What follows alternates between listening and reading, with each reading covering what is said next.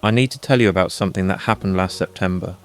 Not because I want to, but because I think someone needs to know the truth about what's up there, what's still up there. My name is Marcus Webb, and I've been a search and rescue volunteer in the Cascades for 11 years. I found lost hikers, carried out bodies, talked people down from hypothermic confusion. I thought I'd seen everything these mountains could do to a person. I was wrong. It started 3 weeks before we found the feet, September 14th, a Thursday. A guy named Daniel Pritchard, 32 years old, experienced hiker from Portland, filed a route plan with the ranger station. Solo trip, 4 days, 3 nights. He was going up the eastern approach to Mount Sawtooth, planning to summit and come back down the western ridge. Standard loop for someone who knew what they were doing, and according to his file, Daniel did. Eagle Scout, Wilderness First Responder certified. His pack list was textbook perfect. He was supposed to check in on September 18. He didn't. By the 19th, his girlfriend filed a missing persons report. By the 20th, we had a team assembled. 12 of us split into 3 groups. I was with Group 2, me, a guy named Hector Ruiz, who'd been doing ZAR even longer than me, and a newer volunteer named Amy Chen. The weather had been strange that week. Not bad, just off. September in the Cascades usually means cool mornings, mild days, maybe some rain. But that whole week had been completely still. No wind, no clouds. Just this heavy, pressing silence that made sound carry in weird ways. You'd hear your own footsteps echo back from the tree line, like someone was following you. Amy mentioned it on our second day out. We were working our way up the eastern approach, following Daniel's planned route. "Does it feel too quiet to you guys?" she asked. Hector glanced at me. I knew what he was thinking. New volunteers always got spooked by the deep woods. It was normal. "It's just the elevation," Hector said. Less insect activity up here this time of year, but I'd noticed it too. In 11 years of SAR work, I'd learned to trust the forest's rhythm. Birds, squirrels, wind in the branches. The mountains are never truly silent. There's always something. Not that day. That day, there was nothing. We found Daniel's first campsite around 2 p.m. He'd set up near a creek bed, about 8 miles in. Everything was textbook. Bear bag hung properly. Fire pit dug and filled in. No trash. He'd followed leave no trace principles exactly. The only reason we even knew he'd been there was a small scuff mark near a flat rock and 3 pine needles arranged in an arrow shape pointing west. Standard trail marker. He'd left it to help searchers follow his path. That should have made me feel better. It didn't. He was fine here, Amy said, photographing the site. No signs of distress. Yeah. I couldn't explain the feeling crawling up my spine. Something about the way the ground looked around his campsite. The pine needles were disturbed in a circle, maybe 10 feet in diameter, like something had been walking around and around the site, but the pattern was wrong. Too perfect, too deliberate. I didn't mention it. I told myself it was wind, even though there hadn't been any wind. We pushed on, following his planned route towards the summit approach. Made it another 4 miles before we had to set up our own camp. The sun was dropping fast behind the ridge, and the temperature was falling with it. We pitched our tents in a small clearing, got a fire going. Hector heated up some soup. Amy kept checking her GPS. "Service is garbage up here," she said. "I thought these new units were supposed to work anywhere." "Mountains block the signal," Hector said. "We'll get a better read in the morning when we're higher up." I wasn't hungry, but I ate anyway. In SAR work, you learn to eat when you can. Your body's a tool, and you have to maintain it. But the soup tasted like nothing. Everything felt muted, distant. Around 10 p.m, we turned in. I was sharing a tent with Hector. Amy had her own. I zipped my sleeping bag up and lay there listening. The fire crackled outside. Hector's breathing evened out into sleep. I couldn't shake the feeling that we were being watched. At 2:47 a.m, I woke up to a sound. Not a loud sound. That's what made it so wrong. It was quiet, deliberate. Footsteps, but not human footsteps. The rhythm was off, too slow. Each step taking maybe 3 seconds, like whatever was making them was testing the ground before committing its weight. I held my breath and listened. The steps circled our camp, once, twice, 3 times.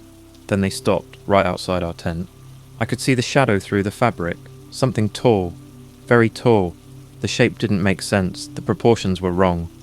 Too much length in the legs, not enough in the torso. I wanted to wake Hector. My hand was 6 inches from his shoulder, but I couldn't move. Some animal part of my brain was screaming at me to stay absolutely still. The shadow stood there for maybe 30 seconds, then it moved away, and I heard those same slow testing footsteps heading into the forest. I didn't sleep the rest of the night. In the morning, I checked around the tent. There were prints in the soft dirt. Boot prints, size 14, maybe 15. Deep impressions, like whoever made them was carrying a lot of weight. They circled our camp 3 times, exactly like I'd heard. But here's the thing that made my stomach drop. The prints didn't lead anywhere. They started at the edge of our camp, circled us 3 times, then stopped. No trail in, no trail out. I didn't mention it to Hector or Amy. I told myself I was seeing things, misinterpreting the tracks. Maybe they led to rock and I just couldn't see where they continued. We broke camp and kept searching. By noon on day 3, we'd reached the summit approach. This was where Daniel should have made his push to the top. The trail got steeper here, more technical, loose scree and exposed rock. We spread out, each of us taking a different path up, looking for any sign that Daniel had come this way. Amy found something first. "Marcus, Hector, over here." We scrambled over to her position. She was kneeling next to a small pile of gear, Daniel's gear. I recognised his pack immediately, green and black, with a small patch from Crater Lake on the side flap. His girlfriend had mentioned it when she filed the report. But the pack wasn't on his back. It was just sitting there, leaning against a rock, partially hidden by brush. Hector opened it carefully. Everything was still inside. Food, water filter, first aid kit, even his phone, though the battery was dead. His wallet, his car keys. Why would he leave this? Amy asked. That was the question. No experienced hiker leaves their pack unless they absolutely have to.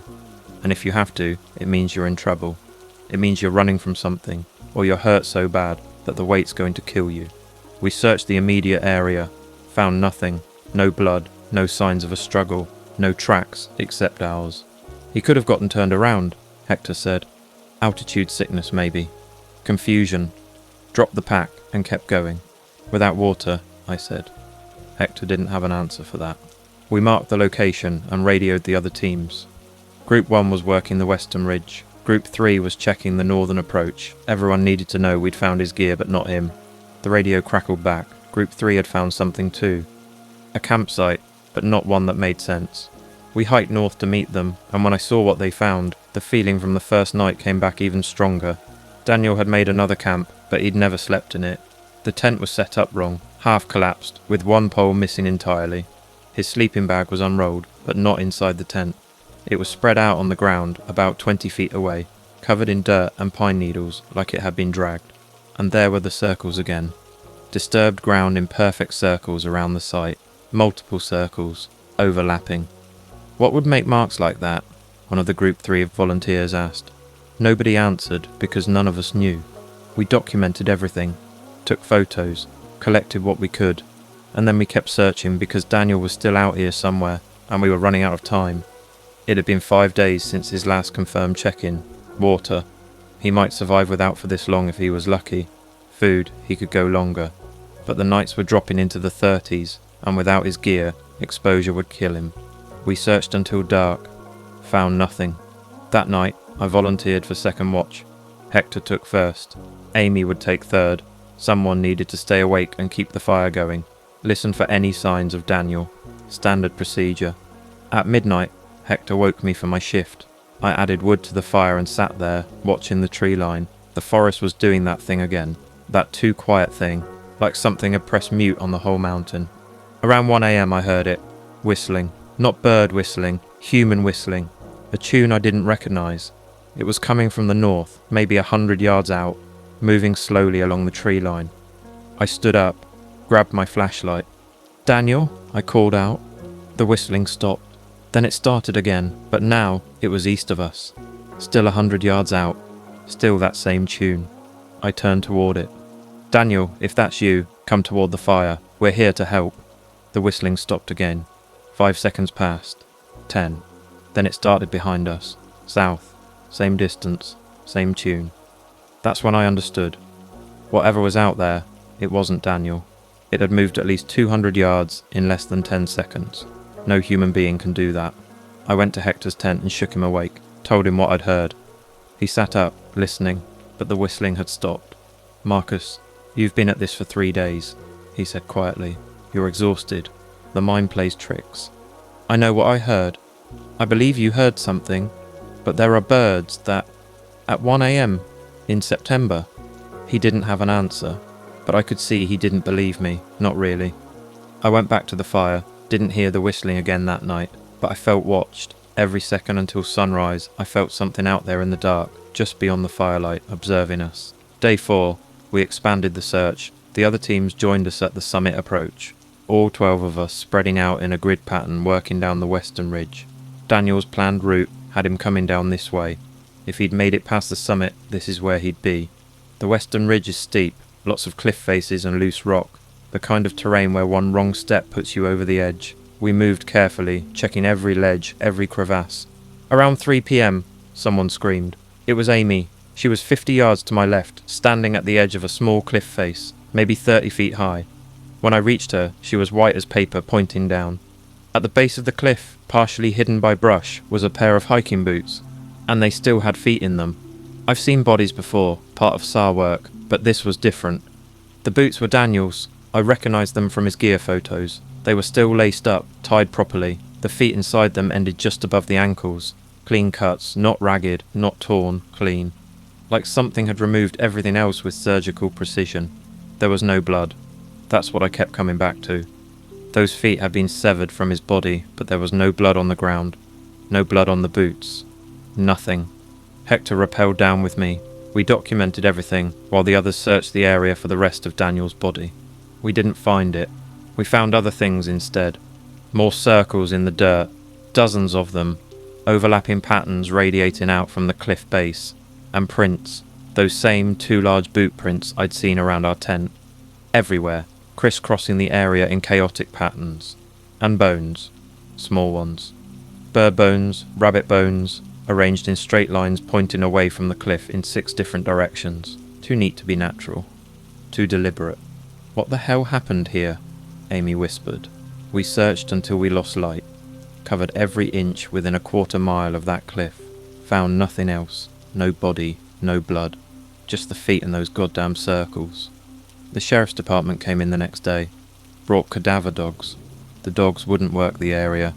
Both of them refused to go near the cliff base. Handlers said they'd never seen anything like it.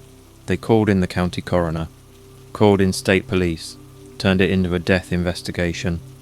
We were told to clear out. Our part of the search was over. But I couldn't let it go. I started asking questions. Went to the ranger station. Asked if there had been any other disappearances in this area. The ranger, a guy named Tom Whitlock, who had been working these mountains for 20 years, got very quiet. "Why do you want to know?" he asked. "Because something's wrong up there." He looked at me for a long time. Then he pulled a file from his desk. Old file. Paper, not digital. 1998, he said. A climber named Sarah Chen. Solo hike. They found her boots at the base of a cliff on the northern approach. Just the boots, and the feet. My blood went cold. 2004. Kevin Martinez, Western Ridge, same thing. He pulled out another file. 2011, Amanda Whitley, Eastern Approach. He had 6 files total. 6 people over 23 years. All solo hikers. All experienced, all found the same way. "Why isn't anyone talking about this?" I asked. "Because what do you say?" Tom spread his hands. "We got a killer mountain that takes your legs. We got a monster that eats everything but feet." The sheriff's department ruled them all accidental deaths, falls, animal activity. But I've seen what animals do to a body. This ain't that. "What do you think it is?" He closed the files. "I think there's something up there that's very good at hunting. And I think it's smart enough to space out its meals so nobody connects the dots." I left the station, sat in my truck for an hour, tried to tell myself Tom was crazy, that there was a logical explanation. But I kept thinking about those circles, that whistling, those prints that didn't lead anywhere. I broke protocol. I know I shouldn't have. But 2 days later, I went back up there alone. Told my wife I was fishing. Packed my bag and headed to the eastern approach. I needed to see that cliff again. It took me a day and a half to get there. I moved fast, didn't set up a proper camp the first night. Just kept walking until I couldn't anymore. Slept under a pine tree for a few hours. Started again at sunrise. When I reached the cliff, nothing had changed. The police tape was still there, fluttering in a breeze that didn't exist anywhere else. The circles in the dirt looked exactly the same, like the ground itself couldn't forget what had happened. I stood there, trying to piece it together. Daniel had come down this ridge. He'd dropped his pack miles back, made a confused camp even further back, then ended up here, and something took everything except his feet. Why the feet? I walked the perimeter, found more of those bone arrangements, and something else. Scratches on the cliff face, high up, about 15 feet, long gouges in the rock, 4 parallel lines, like claw marks, but too big, too deep. I was photographing them when I heard it. Whistling. The same tune from before. I spun around. The sound was close, maybe 30 feet, right at the tree line. "Who's there?" My voice cracked. The whistling stopped. Then something moved in the shadows. Tall. Very tall. I couldn't see it clearly, but the shape was wrong. The proportions were impossible. I ran. I'm not proud of it. I'm trained for search and rescue. I'm trained to stay calm, but every instinct in my body was screaming at me to get the hell out of there. I ran back down the ridge, stumbling over rocks, branches whipping my face. Behind me, I heard those slow, deliberate footsteps. Not chasing. Following. Like whatever it was, knew I couldn't get away, so there was no need to hurry. I made it maybe a mile before I fell, tripped over a root and went down hard, hitting my shoulder on a rock. Pain shot through my arm. I rolled over, breathing hard, and looked back up the trail. It was standing there. I still couldn't see it clearly. The light was wrong, or my eyes were wrong, or something was wrong. But I could see the outline. 8 feet tall at least. Arms too long. Legs that bent wrong. And it was holding something, dragging it. I didn't wait to see what. I got up and ran again. I didn't stop until I hit the trailhead. My truck was there. I got in, locked the doors, and drove. Didn't look back. Didn't stop until I was 30 miles down the mountain. When I got home, I checked my camera.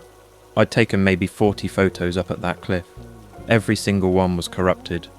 Just grey static, like something had wiped them. My wife asked me what happened. I told her I'd had a bad day hiking. Twisted my ankle. She didn't believe me, but she didn't push. I couldn't sleep for weeks. Every time I closed my eyes, I saw that shape, heard that whistling. I quit SAR, told them I was getting too old for it. Everyone understood. 11 years is a good run.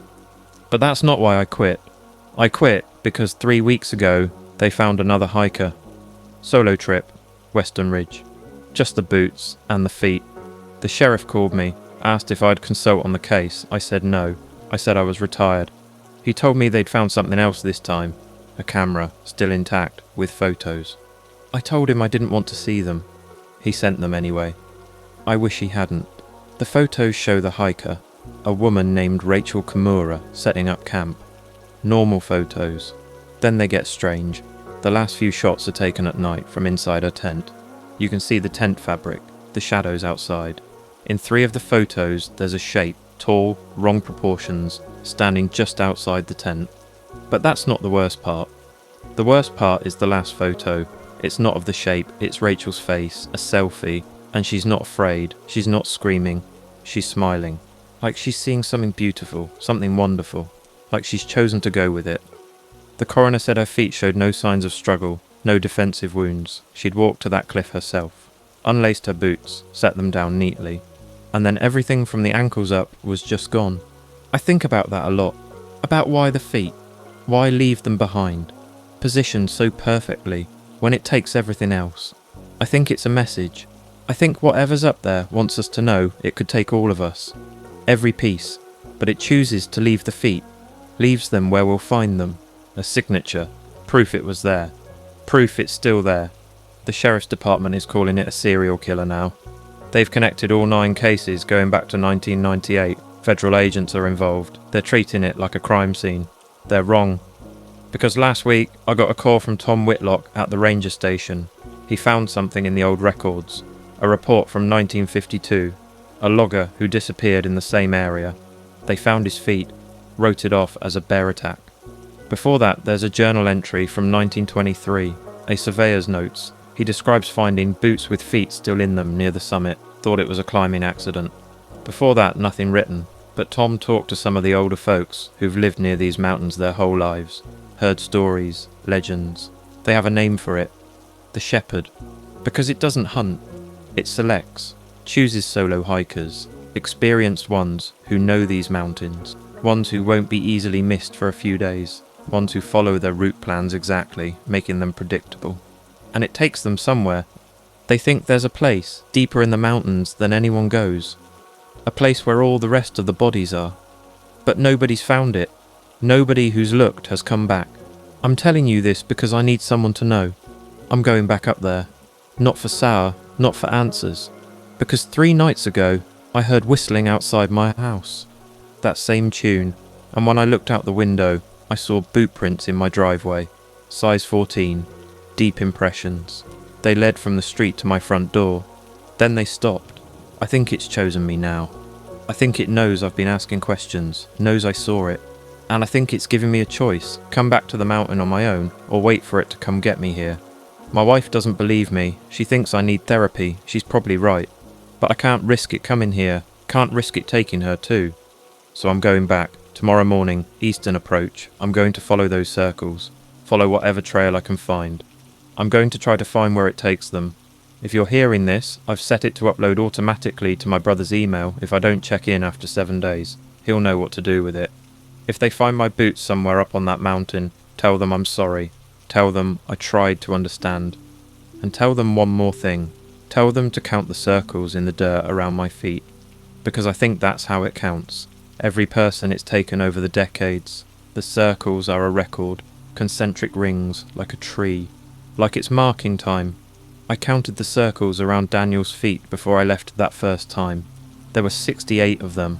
If the pattern holds, if every set of feet has more circles than the last, then mine should have 69. That means it's been doing this for a very, very long time. And it's not going to stop. I don't know what I'll find up there. Maybe nothing. Maybe I'll slip on some rocks and fall. And this whole thing is just trauma and exhaustion, making me see patterns that aren't there. But I don't think so. I think there's something up in those mountains that's older than the trees. Something that was here before we were. Something that's learned to be patient. It takes one person every few years. Never enough to cause panic. Never enough to make the pattern obvious. Just enough to feed. And the feet. The feet are the message. They're a promise. That eventually, if you come to these mountains alone, if you follow the trails deep enough, if you're quiet enough to hear the whistling in the dark, we'll find you too. I'm leaving my truck keys with my wife. My route plan is filed at the ranger station. If I don't come back, they'll search for me. They'll probably find my boots. Everything else will be gone. Just like Daniel, just like Rachel, just like all the others. But at least I'll know. At least I'll finally see what it really is, what it wants, where it takes them. Maybe that's worth it. Maybe that's what they all thought at the end when they smiled. I'll find out soon enough. If you ever go hiking in the Cascades, please, don't go alone. Don't follow route plans too strictly. If you hear whistling in the dark, don't investigate. And if you see circles in the dirt, perfect overlapping rings around a campsite or a trail walk the other way. Because it's already chosen that spot for someone. Maybe for you. I can hear it outside now. The whistling. It's time. I'm going to go open the door. I'm going to see what it really looks like, Kaikame. And then I'm going to follow it back up the mountain. And I'm going to find where all the bodies are. Where all the missing pieces go. I'm going to find the truth. Even if it kills me. Especially if it kills me. Because someone needs to know. The whistling's getting closer now. It's right outside. I can see a shadow through the window. Tall, wrong proportions. My hand's on the doorknob. I'm opening it now. Note found attached to this recording by Sheriff's Department. Marcus Webb was reported missing by his wife on October 8th. Search teams found his truck at the Eastern Approach trailhead 3 days later. They searched for 6 days. On October 17th, at the base of a cliff on the western ridge, they found his boots. They counted 72 circles in the dirt. His body has not been recovered. The search is ongoing.